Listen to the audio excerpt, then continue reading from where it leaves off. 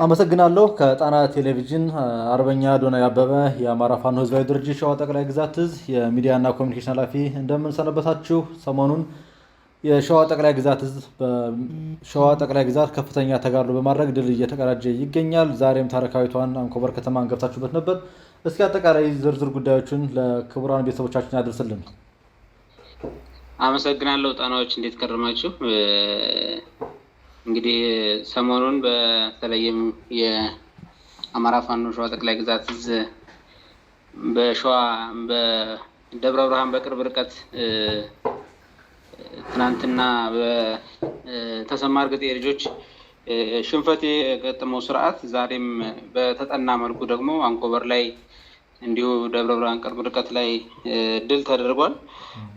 አልዩ አምባ ከተማ ላይ መሽጎ የነበረው የስርዓቱ አማራን የከዳው ሆዳሙ አድማ በታኝና ሚሊሻ እንዲሁ ልዩ ሪፐብሊካን ኮማንዶዎች ናቸው በዚህ ሸዋ ላይ ሰፍረው የሚገኙት። በተደጋጋሚ እናንተም ጠንከር ያለ የሸዋ ላይ የሰፈረው ኃይል ኤሊት ፎርሱን ተደጋጋሚ ስራ ሰርታችሁበታል። ይሄንን ኃይል ነው እንግዲህ ትናንትና ጨምሮ ዛሬም መሐመድ ቢሆነኝ ኮር፣ ወንዶ አስቻለው ወደ ክፍለ ጦርና ጣይቱ ክፍለ ጦር በጥምረት በመሆን አንኮበር ላይ ትልቅ ገድል ነው የሰሩት።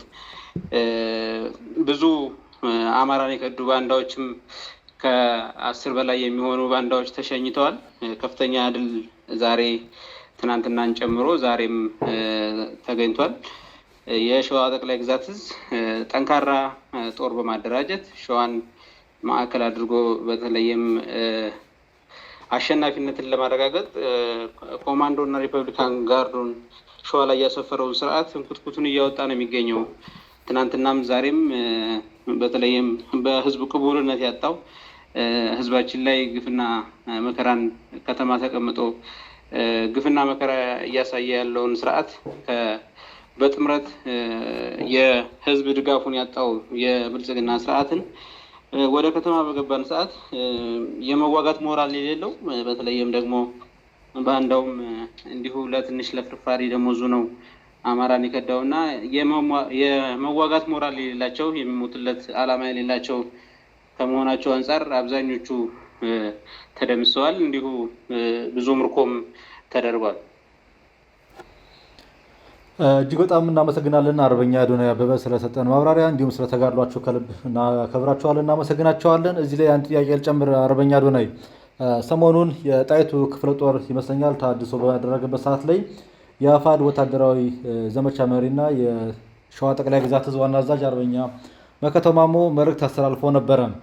የአማራነታችን ዋስትና ማሸነፋችን ነው፣ የማሸነፋችን መንገድ ደግሞ የምኒልክ መንገድ ነው የሚል ሀሳብ ያለው ንግግር ተናግረው ነበረ።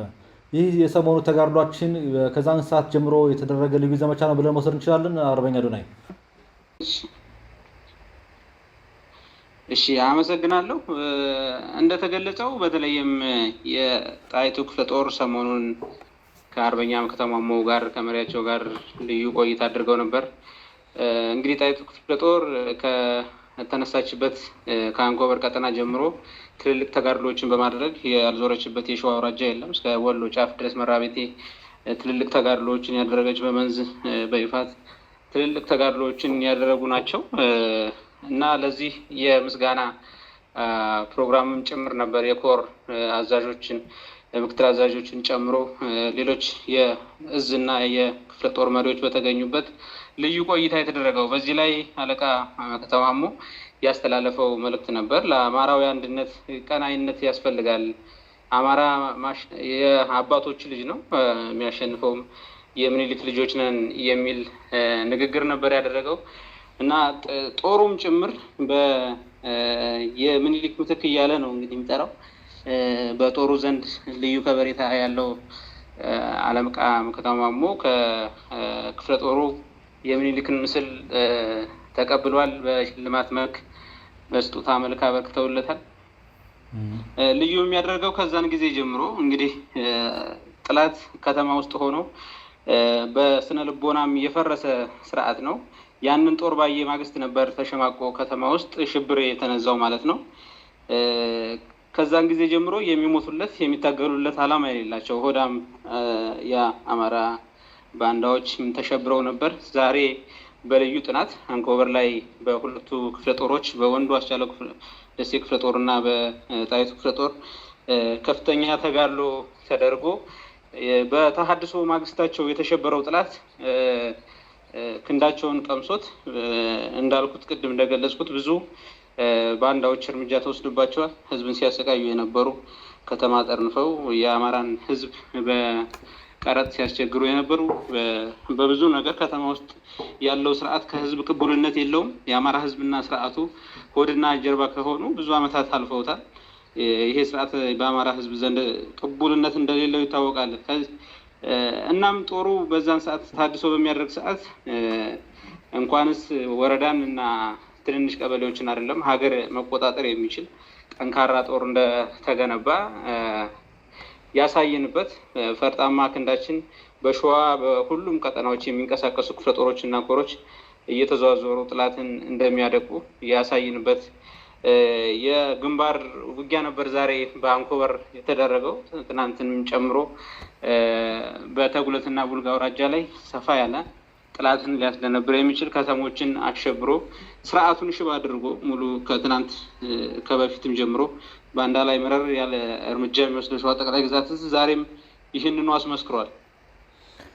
እጅግ በጣም እናመሰግናለን አርበኛ አዶናይ አበበ ስለሰጠን ማብራሪያ። የመጨረሻን ጥያቄ ላቅርብልህ። እንግዲህ ተጋድሎዎቹና ድሎችን ስንመለከታቸው ያው መናገሻ አዲስ አበባ ሸዋ ቢሆንም ነገር ግን ይሄኛው ደግሞ በተለየ መልኩ ለደብረ ብርሃንም ለአዲስ አበባ በጣም የቀረበ ነው። በተለይ ለደብረ ብርሃን በጣም የቀረበ ነው እና የድሉ ትርጉም እና ቀጣይነቱን በተመለከተ ምን ማለት ይቻላል? እንግዲህ የአዲስ አበባ መግቢያ በር በተለይም ስርዓቱ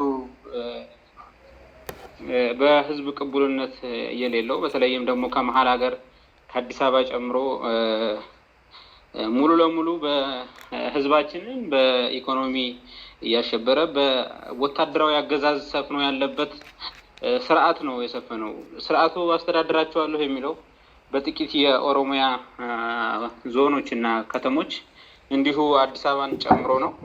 እኛ ደግሞ ከአዲስ አበባ በቅርብ በ50 ኪሎ ሜትር የማይርቅ ቦታው ላይ ነው እንደዚህ አይነት ድሎችን እያመጣን ያለ ነው።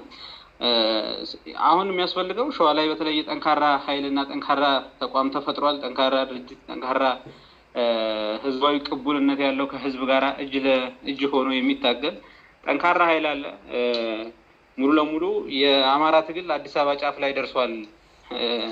አሁን የሚቀረን ስርዓቱን በአንድነት አንኮታኩቶ የሚጥል በፖለቲካውም ይሁን በወታደሩ ቀድሞ ወደፊት የመጣው የአማራ ትግል አሸናፊነቱን ሊረጋገጥ የሚችለው ሸዋን ማዕከል ያደረገ ትግል እጅግ አስፈላጊ ነው።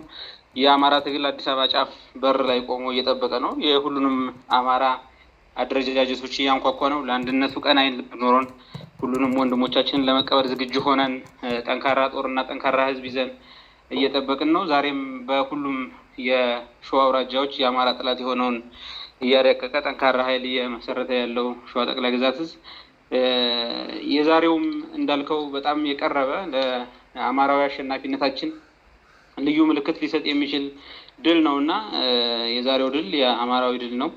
ጠላት የተሸበረበት እስከ 4 ኪሎ ድረስ ያለው የጠላት ወታደራዊ ኃይል እንቁጥቁጥ የወጣበት እና አዛዦቹ በተለይም ደግሞ በጀነራል እና በኮሎኔል ደረጃ ያሉት ፍርሃታቸውን መደበቅ አቅቷቸው እስከ ደብረ ብርሃን ከተማ ድረስ ሮጠው የተወሸቁበት የማዋጋትም የመከላከልም አቅም የሌላቸው መሆኑን ያሳይንበት ነው።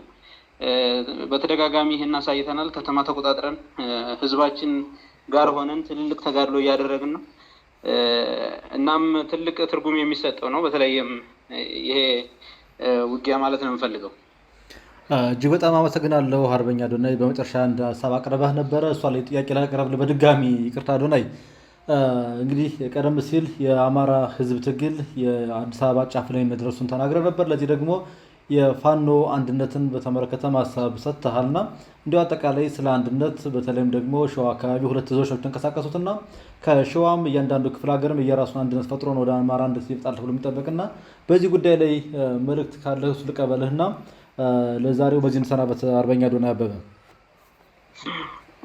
አመሰግናለሁ። እንዳልኩት ነው እንግዲህ በሸዋማ አካባቢ በሌላ አደረጃጀት ውስጥ ያሉ ወንድሞች አሉ።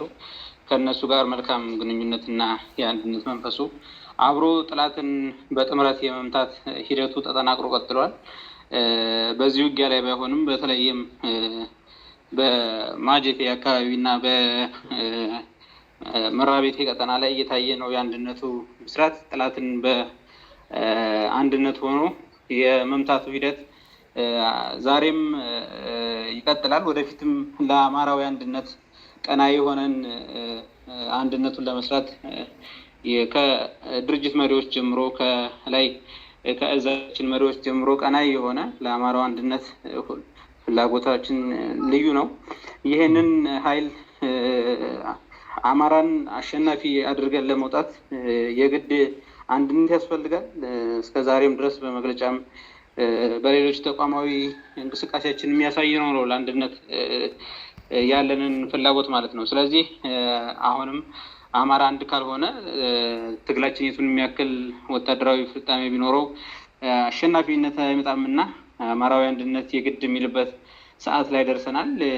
ይህንን አማራዊ አንድነት ከላይ ያሉ የአውራጃው ላይ ያሉ የእዝ መሪዎች በቀንነት ከወንድም ጋር ተቃቅፎና አንድነት አምቶ ድላችን እንዲበስር ማለት ነው የምፈልገው። አመሰግናለሁ።